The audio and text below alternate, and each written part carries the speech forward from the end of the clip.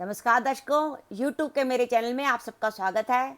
आज मैं आपके लिए लेके आई हूँ मेष राशि का जुलाई 2020 का राशिफल।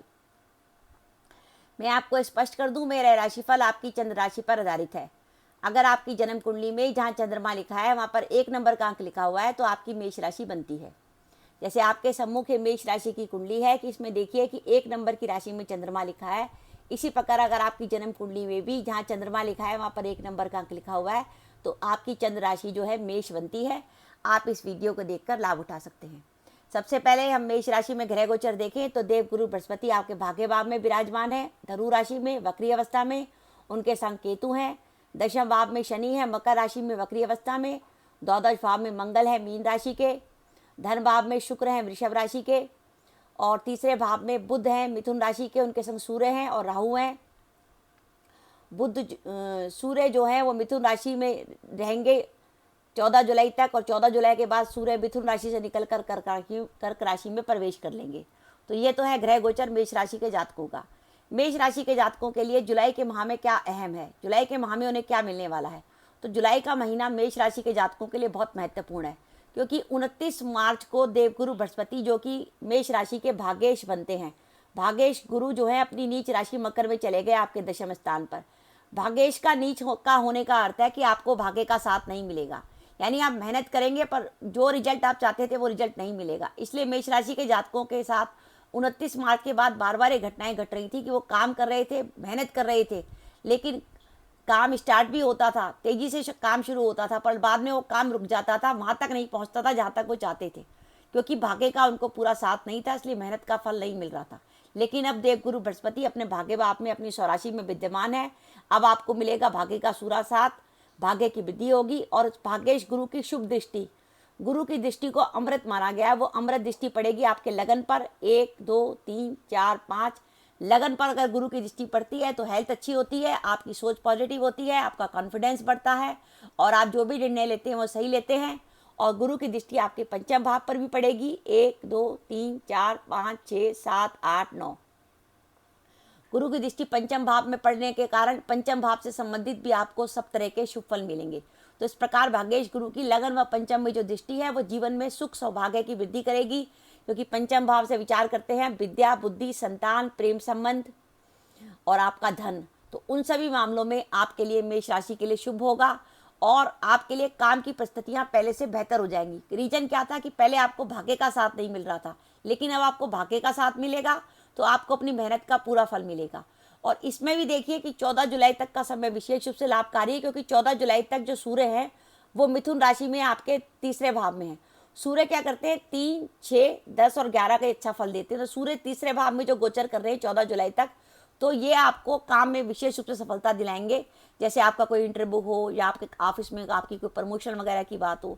और इसके साथ ही धन के कारक गुरु, धन के कारक गुरु, क्योंकि गुरु जो आपके भाग्येश भी हैं, उनकी दृष्टि, क्योंकि वो वृश्चिक राशि धनु राशि में वक्री है, तो वो अपनी पिछली वृश्चिक राशि से भी व्यक्त देखें, वृश्चिक राशि से आपके धन भाव को दिखेंगे 1 2 3 4 5 6 7 और धनेश शुक्र पर भी उनकी दृष्टि होगी। तो धन के कारक गुरु की धन भाव पर और धनेश शुक्र पर दृष्टि इस बात के लिए संकेत है कि धन आने के लिए आपके नए रास्ते खुलेंगे। आपने किसी को पैसा अगर उधार दिया था तो वो पैसा आपके पास वापस आ सकता है। इसके साथ ही क्या होता है कि हम लोग हमेशा प्लान करते हैं कि ये महीना आएगा तो हम कुछ और करेंगे या इस तरीके से करेंगे। अगर इस तरह की मेष राशि के आप जातक हैं और आपने कोई प्लानिंग कर रखी है, आपको कोई महत्वपूर्ण कार्य करना चाहते हैं, तो उसके लिए आपके लिए 14 जुलाई तक का समय विशेष शुभ है। आप चाहे तो वो काम कर सकते हैं।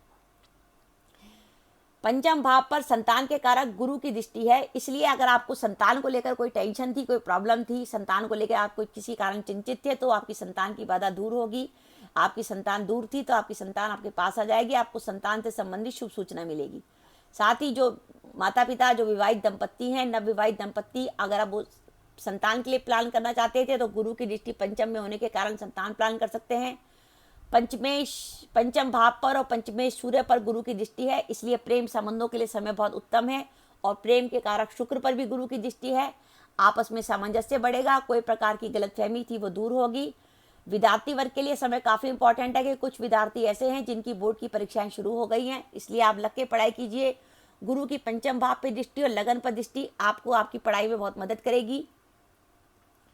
गुरु जो है भाग्य का साथ होने के कारण शत्रु आपसे पराजित होंगे, शत्रु आपका कुछ नहीं बिगाड़ पाएंगे।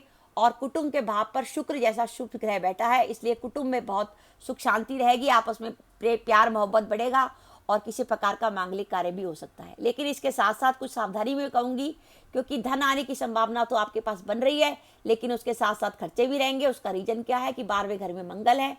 इसके अलावा मंगल जो है भाई बंधु के कारक है, तो भाइयों से किसी प्रकार का आपका मतभेद वगैरह हो सकता है। साथ ही जब 12वें घर से मंगल का संबंध होता है तो आपका अचानक क्रोध बढ़ जाता है, तो अपनी क्रोध की मात्रा पर नियंत्रण रखिए।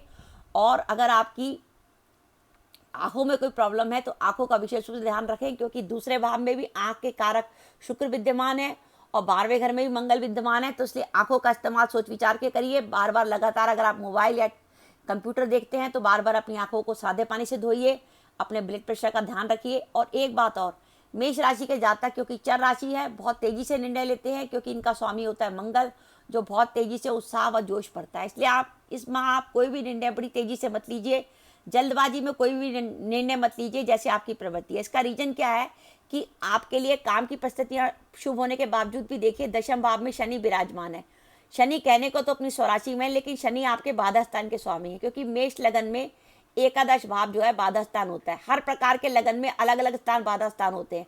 जैसे चर राशि का जो लगन होता है उसमें बाधा स्थान जो है एकादश भाव होता है। तो एकादश भाव का जो बाधा स्थान का स्वामी है वो आपके दशम भाव में बैठा है, तो काम में कुछ ना कुछ आपको बाधा आ सकती है।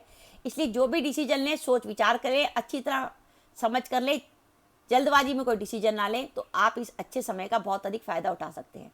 अब मैं आपको शुभ तिथियां बता रही हूँ इस माह में। जब चंद्रमा आपका मेष में, मिथुन में, कन्या में, तुला में, मकर में या कुंभ में होगा तो चंद्रमा पॉजिटिव होगा। इस दिन आप कोई कार्य करने का विचार करेंगे तो निश्चित रूप से आपको सफलता मिलेगी। वो शुभ तिथियां नोट कीजिए: 1 व 6 जुलाई, 7 व 8 जुलाई, 9 व 10 जुलाई, 13 व 14 जुलाई, 15 व 18 जुलाई, 19 व 20 जुलाई, 25 व 26 जुलाई वो शुभ तिथियां हैं जब चंद्रमा पॉजिटिव है। इस दिन आप किसी महत्वपूर्ण कार्य का विचार करेंगे तो निश्चित रूप से सफलता मिलेगी। अब मैं आपको शुभ तिथियां बता रही हूँ। जब चंद्रमा आपका चौथा, 8वां, 12वां होगा, यानी चंद्रमा या तो कर्क राशि का, वृश्चिक राशि का या मीन राशि का होगा। इसलिए अगर आपका चंद्रमा कर्क, वृश्चिक या मीन का है तो भूल कर भी उस दिन कोई महत्वपूर्ण कार्य का विचार ना करें।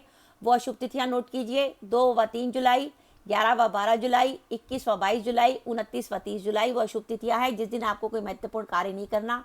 तो दर्शकों, ये मेष राशि का जुलाई 2020 का राशिफल था। मेष राशि के जातकों को जो अभी तक भाग्य का साथ नहीं मिल रहा था, इसलिए काम होते होते रुक रहे थे, अब उन्हें भाग्य का साथ मिलेगा। अब आप जो मेहनत करेंगे उस मेहनत का आपको पूरा फल मिलेगा। तो लग के अपने काम में लग जाइए, लेकिन सोच समझ कर काम करिए, जल्दबाजी में किसी प्रकार का डिसीजन ना लीजिए। दर्शकों, आपको मेरा वीडियो कैसा लगा नीचे कमेंट बॉक्स में कमेंट करके बताइएगा। इसके साथ ही दर्शकों, अपना वीडियो समाप्त करने से पहले मेरी आप सबसे प्रार्थना है कि अगर आपने मेरा चैनल अभी तक सब्सक्राइब नहीं किया तो कृपया मेरा चैनल सब्सक्राइब कर दें, साथ ही बेल आइकन को भी दबा दें, जिससे जब भी मैं अपने वीडियो अपलोड करूं उसके नोटिफिकेशन आपको मिल जाए और आप मेरा वीडियो देख सकें। इसके साथ ही नमस्कार दर्शकों, जय माता दी।